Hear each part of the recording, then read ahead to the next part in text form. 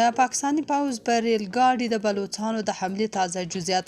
د پاکستاني پوځ عملیات ناکام شو، 8 نور پوځیان هم وژل شوي، وايي تر مرګه مقاومت کوو. جزئیات هم دلته وګورئ او چینل هم سبسکرایب کړئ. د بلوڅ ازادي غوښتونکي ځواک BLA ویاند وايي د جعفر اکسپریس ریل ګاډي د برمته نیونې په عملیاتو کې د 8 نورو پوځیانو په وژلو سره پاکستاني ځواکونو ته د اوښتو تلفاتو شمیر 10 ته ورسېده.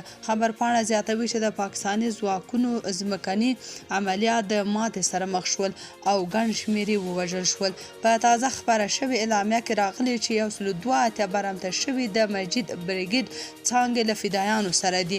برمته نیونکي زیاتوي چې دا مهال فدایان په خپلو موقعیتونو کې دي او ګواښ کوي چې که پوځي عملیات ونه درول شي، لومړی به ټول برمته شوي ووژل شي او بیا به فدایان تر وروستۍ سلګۍ مقاومت وکړي. بلوڅ ازادي غوښتونکي وايي په برمته شوو کسانو کې د پاکستان پوځیان، استخباراتي کارکوونکي او د ترهګرۍ ضد ادارې مامورین شامل دي.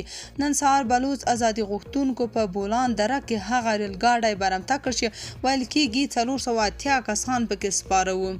وسوال وايي ریل ګاډی په یوه تونل کې دننه برمته کړی دی. پاکستاني حکومت بلوچستان کې بیړنی حالت اعلان کړی او ټول روغتونونو ته یې د تیارسۍ امر کړی دی.